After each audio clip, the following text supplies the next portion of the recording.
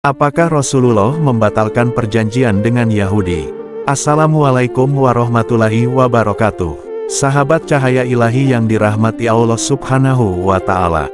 Kali ini ada satu kisah tentang Rasulullah dan bangsa Yahudi.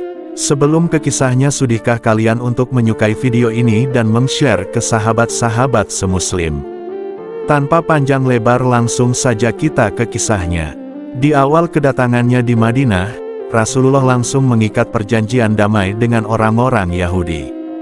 Di antara perjanjian tersebut tertuang dalam Watsiqatul Madinah atau Piagam Madinah.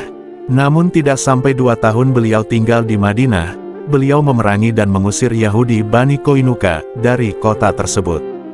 Kemudian diikuti Bani Nadir dan Bani Quraisyah.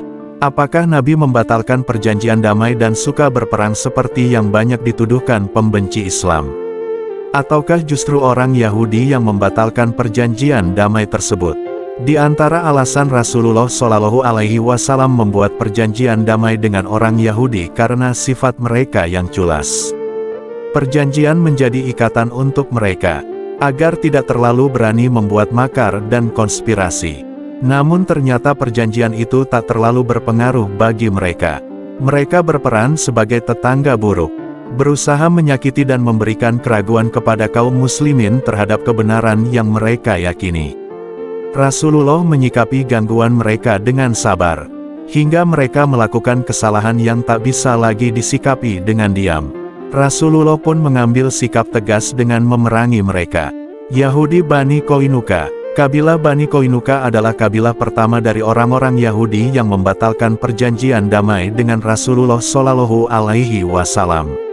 Tidak lama setelah mengikat perjanjian, pada bulan Syawal tahun kedua Hijriyah, mereka batalkan perjanjian itu, artinya tidak sampai 2 tahun. Dada mereka begitu sempit untuk menampung kebencian yang mereka pendam terhadap kaum muslimin. Mereka batalkan perjanjian damai dengan mengganggu kehormatan seorang wanita muslimah di pasar Bani Qainuqa. Lalu mereka keroyok seorang laki-laki muslim yang membelanya hingga muslim tersebut terbunuh. Tentu saja ini bukan masalah ringan. Rasulullah pun membuat perhitungan dengan mereka. Bukannya merasa bersalah, orang-orang Yahudi malah berkata kepada Rasulullah, "Wahai Muhammad, janganlah kamu terpedaya oleh dirimu karena telah membunuh orang-orang Quraisy di perang Badar. Mereka tidak berpengalaman dan tidak mengetahui taktik perang. Sungguh jika engkau memerangi kami, kau akan tahu bahwa kami adalah ksatria, dan engkau tidak pantas menandingi kami." Rasulullah Shallallahu Alaihi Wasallam mengepung mereka di benteng mereka selama 15 malam. Akhirnya mereka ketakutan, dan berhasil ditaklukkan tanpa peperangan. Mereka pun diusir dari kota Madinah dan pergi menuju Syam. Yahudi Bani Nadir. Setelah pengkhianatan Bani Qainuqa, Rasulullah Shallallahu Alaihi Wasallam tidak melebarkan masalah. Beliau tidak menghukum orang-orang Yahudi dari kabilah lainnya, padahal potensi pengkhianatannya sama. Inilah keadilan Islam dan kaum muslimin. Namun, kebaikan Rasulullah ini tak berarti di mata para Yahudi. Setelah kekalahan di perang Uhud dan terbunuhnya para sahabat Nabi di peristiwa Ar-Rijai dan Biru Maunah, orang-orang Yahudi yang awalnya takut membuat makar, kembali muncul nyalinya. Pada tahun keempat Hijriyah di bulan Rabiul Awal, Yahudi Bani Nadir membatalkan perjanjian damai dengan kaum muslimin. Mereka mencoba melakukan pembunuhan terhadap Nabi Shallallahu Alaihi Wasallam, namun Rasulullah mendapat wahyu dari malaikat Jibril. Sehingga bocorlah konspirasi busuk yang mereka buat. Pencobaan pembunuhan ini artinya upaya membatalkan perjanjian damai. Rasulullah Shallallahu Alaihi Wasallam mengutus Muhammad bin Maslamah radhiyallahu anhu kepada Bani Nadir. Rasulullah Shallallahu Alaihi Wasallam berpesan, "Pergilah menemui Yahudi Bani Nadir dan katakan kepada mereka, Rasulullah Shallallahu Alaihi Wasallam mengutusku menemui kalian untuk menyampaikan pesan, kalian harus keluar dari negeriku di Madinah. Kalian telah melanggar perjanjian yang telah aku buat bersama kalian, karena kalian bertekad untuk mengkhianatiku. Aku beri tempo waktu kepada kalian selama 10 hari.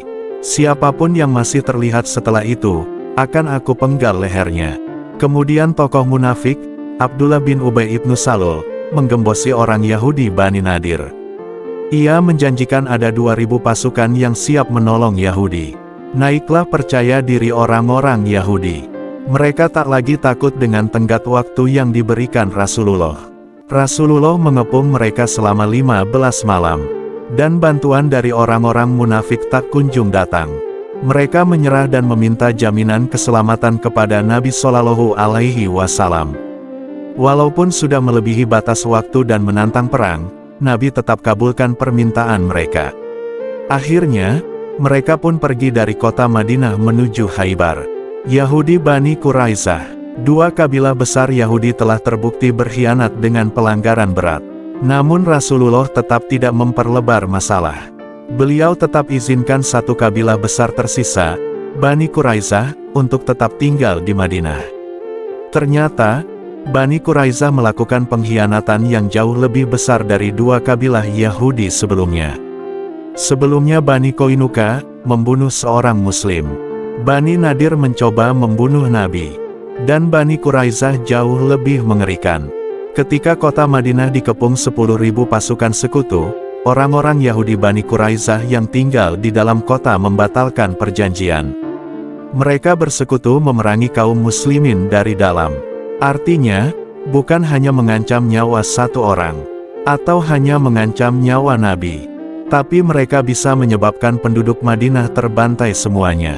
Padahal menurut perjanjian, jika kota Madinah diserang musuh, penduduk kota bahu-membahu melindungi negeri mereka. Ternyata mereka malah melakukan kebalikannya. Mereka bersekutu dengan musuh yang jumlahnya besar, yang sedang mengepung di luar.